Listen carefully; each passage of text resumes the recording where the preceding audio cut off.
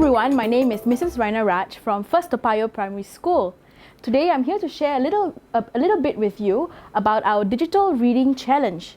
The world has changed dramatically over this year, and as teachers, we have been encouraged to upgrade and update ourselves in this wave of technology. Today, books can be found online through eBooks, audiobooks, and augmented reality text. Moreover, the term multimodal literacy has been used to describe what we know as literacy to comprehend still images, language, and space. So things like picture books, textbooks, graphic novels, and comics are included. How do we equip our young primary school learners then? Well, we must relook at how we define our library space. At Toa Payoh Primary, we took our library space online. This presentation is broken up into 4 parts. First, I'll share a little bit with you about what motivates young readers today. Then, I'll go into the affordances of the student learning space, followed by what we did in our digital reading challenge and how we monitored the progress there. Finally, we'll show you some samples of children's work. Let's get started. So what motivates young readers today? That's a question we asked ourselves too. From our lone trends in the library and the recommended reads from the National Library, we know that children are engaged by a variety of film, cartoons, posters, and even things on social media. Marineck and Gambrel also posit that confidence is built through reading books that are pitched at an appropriate reading level. How often have we met students who give up because there are more than 5 words on a page they do not understand? However, there is hope. A positive reading experience is brought about when children are read to and read with. This means exploring book covers with a child, browsing for appropriate titles, or looking for picture cues when reading a story. Let's move on to the student learning space. Our library team thought of a way to bring the library into the homes of our children. During the home-based learning and May holiday, each child was equipped with a laptop or mobile device to access the student learning space. Apart from the daily lessons online, the team leveraged this platform to curate an online library of eBooks with links to Audible, Tumble Books, Epic Books, and other storytelling videos. Then, post-reading challenges were set every week. These were rotated to keep it fresh.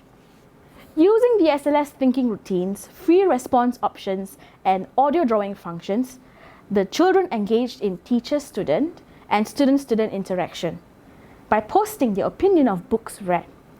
This was seen by classmates and teachers who responded to their work. So I'll show you the launch video of the reading challenge.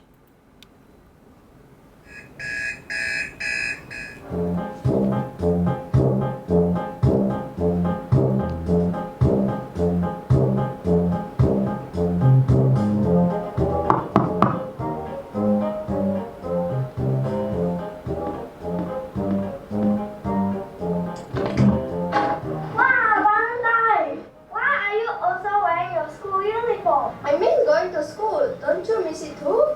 Yes, but we have been learning so much, even at home. Now the May holidays are here. I wonder what we can do. Do you hear about the FTPPS reading challenge? No! Tell me more! It's from P1 to P6. Just log into SLS and click on the FTPPS reading challenge.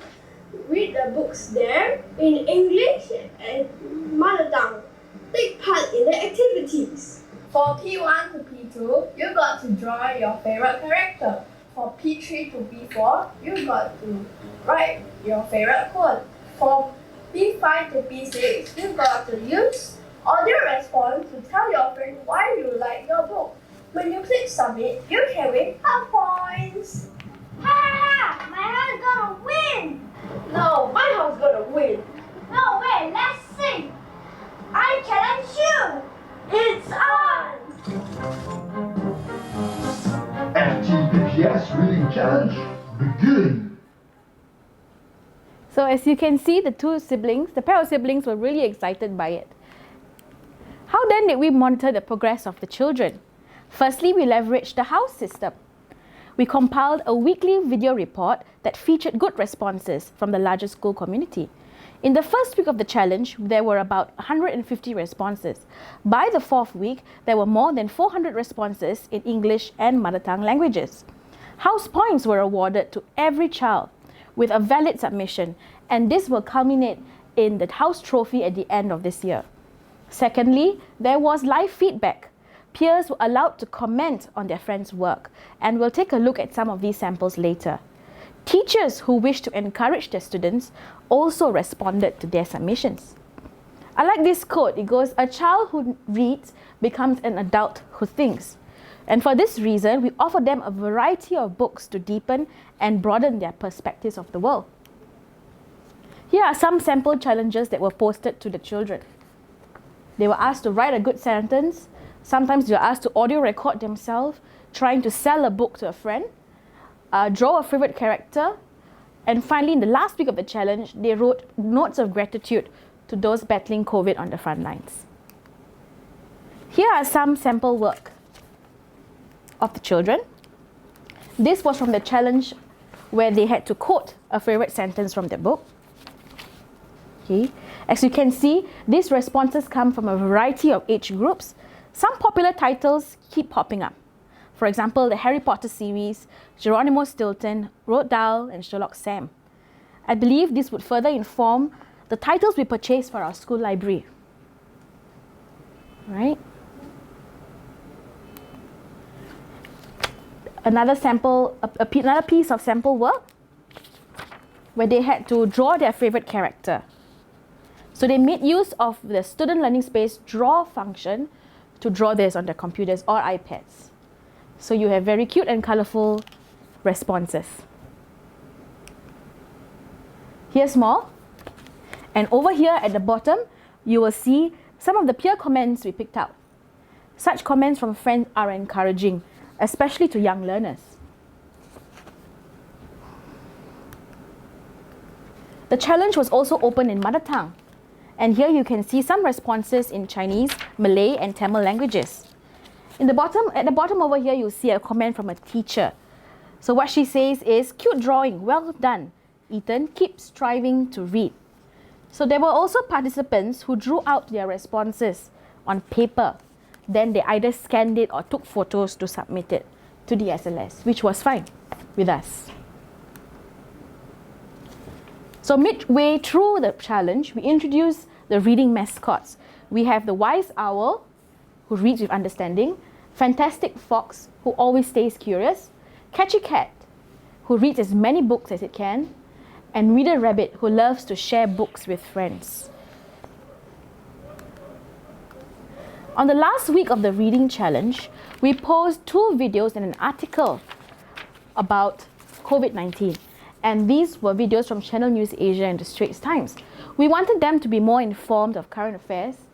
And to keep the reading spirit alive, the challenge was to write a note of gratitude to those battling COVID on the front lines. So there were children who drew out their responses. There were also those who wrote poems out. Okay? And we were really encouraged by these vibrant colors used and encouraging phrases that shows that our children have a great understanding and appreciation for these groups of people. So what are some key takeaways from this reading challenge? Well, in the short term, we realized that teachers must find the right type of motivation for reluctant readers. This could be matching them to the appropriate books of the Alexa range or exposing them to a variety of post-reading activities to sustain their reading interest. In the long term, we have learned that we can leverage technology to develop reading habits. Also, reading prepares young learners to be critical thinkers in the future. Thank you.